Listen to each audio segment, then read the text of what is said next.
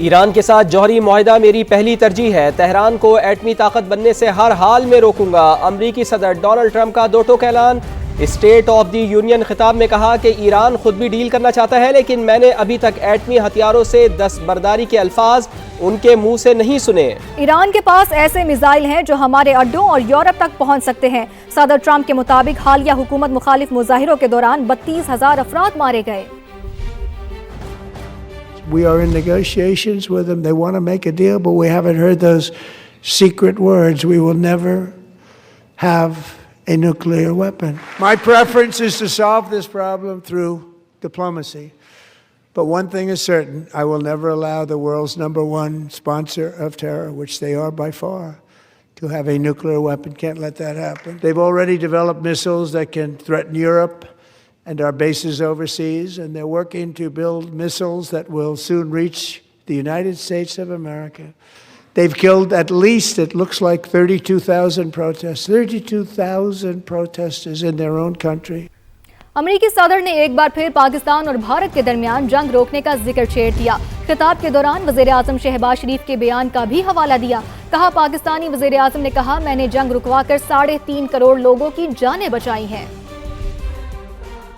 Cambodia and Thailand, Pakistan and India would have been a nuclear war. 35 million people said the Prime Minister of Pakistan would have died if it were not for my involvement.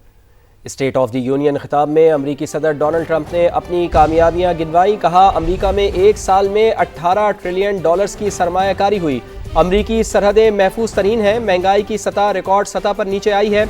Venezuela से 8 crore barrel तेल अमरीका लाए। उन्होंने tariff से मुताल्लिक supreme court के फैसले को मायूस कुन करार दिया। कांग्रेस से मुशावरत के बगैर टैरिफ बरकरार रखने का ऐलान भी किया। One of the primary reasons for our country's stunning economic turnaround were tariffs. I used these tariffs, took in hundreds of billions of dollars to make great deals for our country. Today our border is secure, our spirit is restored, inflation is plummeting, incomes are rising fast, the roaring economy is roaring like never before, and our enemies are scared, our military and police are stacked, and America is respected again, perhaps like never before. And then just 4 days ago, an unfortunate ruling from the United States Supreme Court. Despite the disappointing ruling, these powerful, country-saving will remain in place under fully approved and tested alternative legal statutes. Congressional action will not be necessary. अमेरिकी सदर Donald Trump state of the union खिताब के लिए stage पर आए तो Democrats अपनी नशिस्तों पर बैठे रहे, जिस पर सदर ट्रंप गुस्सा हो गए, उन्हें पागल करार दे दिया। इसी दौरान इल्हान उमर और रशीदा तुलैब ने एहतजाज भी किया। सदर ट्रंप और इल्हान उमर के दरमियान तल्ख जुमलों का तबादला भी हुआ। अमेरिकी सदर ने न्यूयॉर्क के मेयर ज़ोहरान ममदानी की तारीफ की और कहा कि वो कम्युनिस्ट हैं लेकिन अच्छे आदमी हैं, उनसे अक्सर बात होती रहती है। सियाह फार्म कांग्रेसमैन अलेक्जेंडर ऑलग्रीन के एहतजाज करने पर उन्हें हॉल से निकाल दिया गया। Look, nobody stands up. These people are crazy. I'm telling you, they're crazy.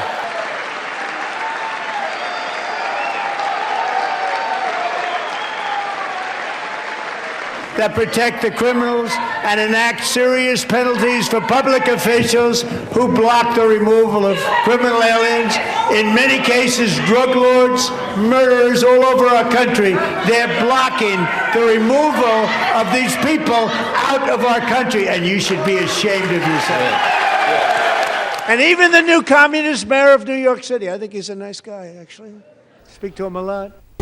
बानी पीटीआई को इलाज के लिए निजी अस्पताल मुंतकिल करने और जाती मौलजीन को रसाई देने के लिए सुप्रीम कोर्ट में नई दरख्वास्त दायर कर दी गई। दरख्वास्त लतीफ खोसा और दीगर वकला की जानिब से दायर की गई है।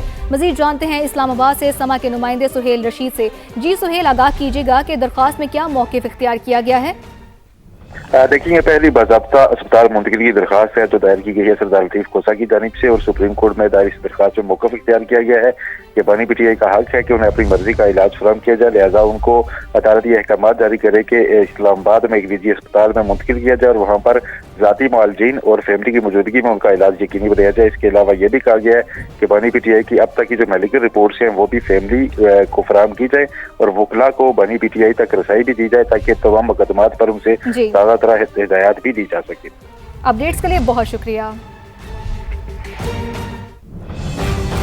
वज़ीर आला खैबर पख्तूनख्वा सुहेल आफरीदी की इस्लामाबाद हाई कोर्ट के चीफ जस्टिस सरफराज डोगर से खुली अदालत में रोस्ट्रम पर जाकर बात करने की कोशिश। चीफ जस्टिस सुनी अनसुनी करते हुए अपने चैम्बर में चले गए। सुहेल आफरीदी बानी पीटीआई के केसेस की समाअत ना होने के हवाले से बात करना चाह रहे थे।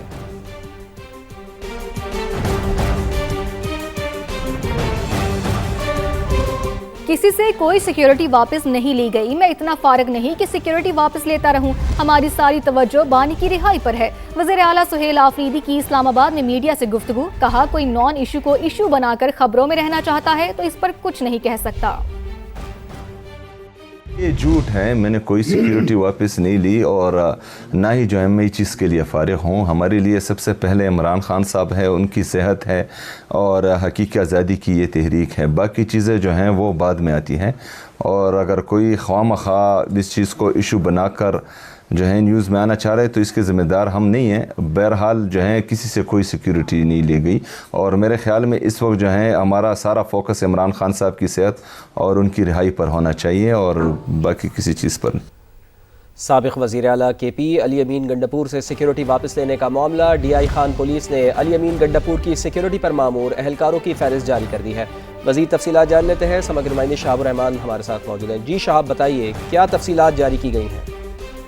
गुज़िश्ता शब अली अमीन गंडापुर ने इस हवाले से तस्दीक की थी कि उनसे जिसके सिक्योरिटी एहलकार है और जैमर की गाड़ी है वो उससे ली गई है वापस, जिस पर सुबह DI खान पुलिस ने एक फहरिस्त जारी की है जिसमें उन्होंने बताया है कि अली अमीन गंडापुर के पास जो है सिक्योरिटी पर तकरीबन 77 एहलकार जो है वो तैनात है, जिसमें 58 जो है वो सिक्योरिटी विंग, 12 FRP के एहलकार और 7 जो है वो रेगुलर एहलकार जो है वो इस वक्त तैनात है। इस हवाले से जो है हमारे ज़राए का ये कहना है कि अली अमीन गंडापुर साहब के साथ जो वज़ीर आला हाउस की जो सिक्योरिटी थी वो उनसे वापस ली गई है और उसमें एक जमर गाड़ी भी मौजूद थी। इस हवाले से अली अमीन गंडापुर साहब का ये भी बताना है कि अगर मुझे अब वज़ीर आला ने ये सिक्योरिटी वापस देने का भी कहा तो मैं इनसे ये सिक्योरिटी जो है वो वापस नहीं। बहुत शुक्रिया आपका।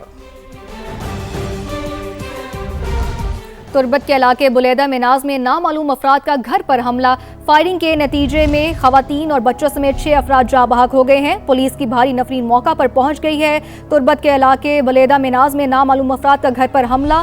फायरिंग के नतीजे में खवातीन और बच्चों समेत 6 अफराद जाँ बहक हो गए हैं, जबकि पुलिस की भारी नफरी भी मौका पर पहुंच चुकी है। ये वाकया पेश आया है तुर्बत के इलाके बुलेदा मिनाज में, जहाँ पर नामालूम अफराद की घर पर फायरिंग।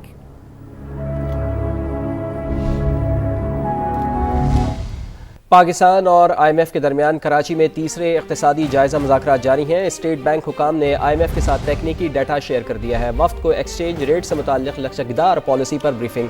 प्रोग्राम के तहत मोहतात मॉनेटरी पॉलिसी बरकरार रखने की यकीन दहानी करा दी गई है। मज़ीद जान लेते हैं। इस्लामाबाद से समग्र नुमाइंदा खुसूसी शकील अहमद हमारे साथ मौजूद है। जी शकील साहब, बताइए क्या तफसीलात है आपके पास इन मुज़ाकरात के हवाले से? देखिए फवाद, पाकिस्तान और IMF के दरमियान कराची में मुज़ाकरात ये शुरू हुए हैं। स्टेट बैंक ऑफ पाकिस्तान के ऑफिस का विज़िट किया है IMF के मिशन ने और टेक्निकल जो डाटा है वो शेयर किया गया है IMF के साथ। ख़ुसूसन जुलाई से लेकर दिसंबर तक का जो परफॉर्मेंस है, जो अहदाफ हैं, उसमें पेशरफ से आगाह किया गया है। जो ज़र मुबादला के ज़खायर हैं वो ये बताया गया है कि 16 अरब डॉलर से तजावुज़ कर चुके हैं और जून तक ये 18 अरब डॉलर से ऊपर जा सकते हैं। इसी तरह जो रेमिटेंसेज हैं, तरसीलात ज़र, उसमें इजाफा हो रहा है। लेकिन जो मॉनेटरी है वो मुहतात रखने का फ़ैसला किया गया और IMF को ये बताया गया है कि महंगाई के पेश नज़र ये फ़ैसला किया गया है और 10.5% पर यह बरकरार है। मार्च में मज़ीद ज़्यादा लिया जाएगा और एक्सचेंज रेट जो है वो लचकदार रखा जाएगा। State bank of Pakistan intervention जारी रखेगा ताकि पाकिस्तान का जो रुपया है वो मुस्तहकम रहे, उसकी कदर मुस्तहकम रहे। इसके अलावा महंगाई के बारे में बताया गया है कि 5.6% दिसंबर में रही है और 5 से 7% रहने का इम्कान है आने वाले महीनों में, जो कि हदफ के बराबर होगी। और साथ ये भी कहा गया है कि इस माली साल 3.75% से लेकर 4.75% तक मुआशी शरह नमू रहने का इम्कान है। हुकूमत का हदफ 4.2% है, लेकिन लार्ज स्केल मैनुफैक्चरिंग और जो ज़राई शुबा है उसकी परफॉर्मेंस तवक्कुआ से बेहतर रही है, तो इसलिए पाकिस्तान के अंदर जो मुआशी बहाली का अमल है वो जारी है। और IMF के साथ मुज़ाकरात पीर से इस्लामाबाद में होंगे और बजट से पहले पाकिस्तान को 1.2 अरब डॉलर की किस्त मिलेगी IMF के एग्जीक्यूटिव बोर्ड की मंजूरी। बहुत शुक्रिया आपका शकील अहमद। वज़ीर-ए-आज़म शहबाज शरीफ की दोहा में अमीर कतर तमीम बिन हमद अल सानी और कतरी हम मनसब शेख मोहम्मद बिन अब्दुल रहमान अल सानी से अलग अलग मुलाकातें। नायब वज़ीर-ए-आज़म इसहाक डार, वज़ीर इत्तलात अता तारड़ और फील्ड मार्शल सैयद आसिम मुनीर भी शरीक हुए। दिफा, सरमायाकारी और तिजारत समेत तमाम शोबों में दो तरफा ताउन मजीद मजबूत बनाने का इरादा किया गया। अमीर कतर ने वज़ीर-ए-आज़म की दौरा पाकिस्तान की दावत कबूल कर ली।